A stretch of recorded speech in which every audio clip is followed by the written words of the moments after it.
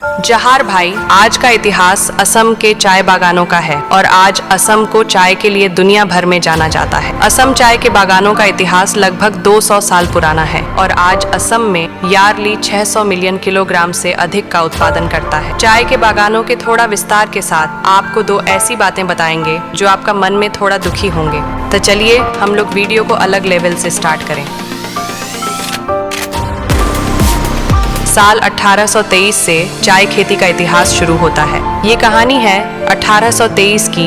एक ब्रिटिश सेना के मंचन अधिकारी रॉबर्ट ब्रूस ने आबार आसाम की जंगलों से पहले चाय के पौधे का खोज की थी, लेकिन उन्हें चाय का पौधा मिला तो एक जंगली चाय के पौधे थे। रॉबर्ट ब्रूस को चाय के बारे में जानने दिलचस्प थी और उनकी मदद की मणिराम दत्त बरुआ ने। कुछ दिनों बाद शिवसागर जिले की गढ़गांव में व्यापार करते हुए वह शिंगफो जनजाति के प्रमुख बिसागाम से मिले। चाय खेती का पूरी जानकारी ले ली। कुछ दिनों के बाद साल 1824 में उनकी मृत्यु हो गई। यहीं से रॉबर्ट ब्रूस का कहानी खत्म होती और रॉबर्ट ब्रूस का चाय खेती करने सपना अधूरा रह गया। बात आती है साल 1830 की। मणिराम ने सारलज आलेख जेंडर ब्रूस के पास आते हैं और रॉबर्ट ब्रूस की चाय से जुड़े कहानियों बताते हैं। मतलब रॉबर्ट ब्रूस ने चाय का पौधे कैसे खोजी, उनको डिटाली बताया और बोला अब किया करे। सारलज आलेख जेंडर ब्रूस ने कहा, चोल कोई बात नहीं, मुझे चाय के बारे में पूरी जानकारी चाहिए। तब मणिराम ने कहा, सिंहफू जनजातियों लोग भारत चीन की सीमा पर एक क्षेत्र में चाय की खेती करते हैं, उन लोगों से मिलना होगा। बात आती है आलेख जेंडर ब्रूस कौन है। आलेख जेंडर ब्रूस रॉबर्ट ब्रूस की छोटा भाई था।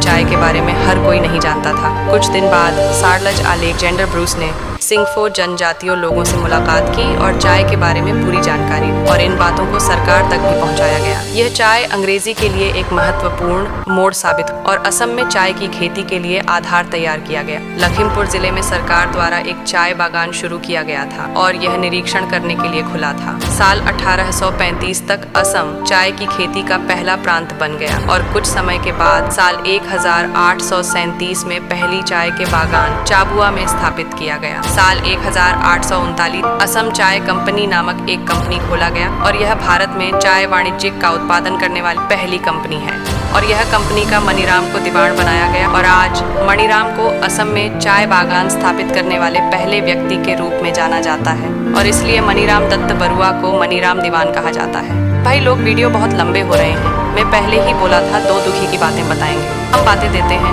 आसाम चाय बागान में आज आदिवासी लोग ने कर्म करते हैं, लेकिन आज तक इन लोग को एसटी नहीं दिया है। लेकिन सारा राज्य में आदिवासी लोग एसटी के रूप देखा जाता है। और एक बड़ी दुखी की बात यह आलेख जेंडर ब्रूस आसाम के चाय बागान को इतना बड़ा पहचान दिया, लेकिन आज इनके नाम से एक दिया भी नहीं जलते हैं।